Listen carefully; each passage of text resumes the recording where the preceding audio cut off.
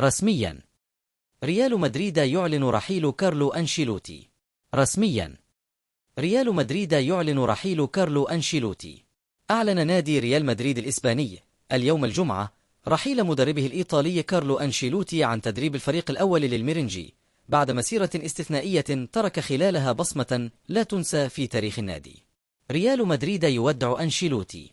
وفي بيان رسمي أعرب النادي عن امتنانه العميق وتقديره الكبير لأنشيلوتي الذي وصفه بأحد أعظم الأساطير في تاريخ ريال مدريد وكرة القدم العالمية.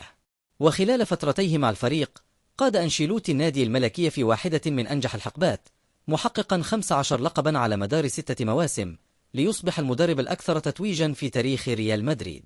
وتضمنت حصيلته 3 دوري أبطال أوروبا، 3 كأس العالم للأندية، 3 كأس السوبر الأوروبي، لقبين في الدوري الإسباني، لقبين في كأس ملك إسبانيا، لقبين في كأس السوبر الإسباني. من جانبه صرح رئيس النادي فلورنتينو بيريز قائلا: كارلو أنشيلوتي أصبح جزءا لا يتجزأ من عائلة ريال مدريد. نحن فخورون بما قدمه من نجاحات وبقيمه التي تمثل روح النادي الملكي. وسيخصص تكريم خاص للمدرب الإيطالي مساء غد في ملعب سانتياغو برنابيو خلال مباراته الأخيرة كمدير فني للفريق. واختتم النادي البيان بتمنياته القلبية لإنشيلوتي وعائلته بمزيد من التوفيق والنجاح في المرحلة القادمة من مسيرته.